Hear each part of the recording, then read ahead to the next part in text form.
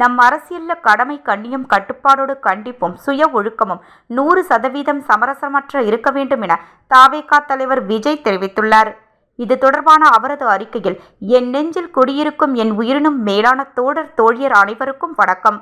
3 தினங்களுக்கு முன் கோவையில் நடைபெற்ற நம் தமிழக வெற்றிக் கழகத்தின் வாக்குச்சாவடி முகவர்களின் கருத்தரங்கில் கலந்து கொள்ள வந்த என்னை உங்கள் அளவு கடந்த அன்பால் நனைய வைத்தீர்கள். நம் மீது எத்துணை அன்பை காட்டும் உங்களுக்கும் மக்களுக்கும் உண்மையான மக்கள் ஆட்சியையும் உண்மையான ஜனநாயக அதிகாரத்தையும் மீட்டு தருவதுதான் நம் காட்டும் அன்பு காணிக்கையாக இருக்கும். 2026ஆம் ஆண்டு சட்டசபை தேர்தல் வெற்றியால் இது நிச்சயம் நிறைவேற்றி காட்டுவோம். இந்த மகிழ்ச்சியான தருணத்தில் தமிழகமெங்கும் உள்ள நம்முடைய இளம் தோழர்களுக்கு என்னுடைய அன்பு வேண்டுகோள்கள் சில உண்டு. அவை அன்பு கட்டளையாகவும் இருக்கும் என்பதில் சந்தேகமும் இல்லை.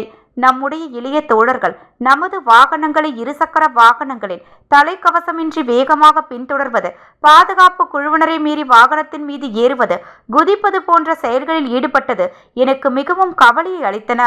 அதனால் இப்ப கொஞ்சம் உங்ககிட்ட மனசு விட்டு பர்சனலாக பேச விரும்புகிறேன்.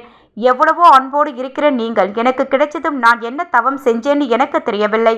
நம் அரசியல் கடமை, கண்ணியம், கட்டுப்பாடோடு கண்டிப்போடும் சுய ஒழுக்கமும் 100% சமரசமற்றதாக இருக்க வேண்டும்.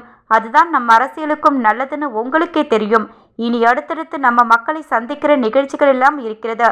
நான் சொல்றதை நீங்க இனிமே ஸ்ட்ரிக்டா ஃபாலோ பண்ண செய்வீங்கன்னு நம்புகிறேன். செய்றீங்க. ஓகே, இவ்வாறு விஜய் கூறியுள்ளார்.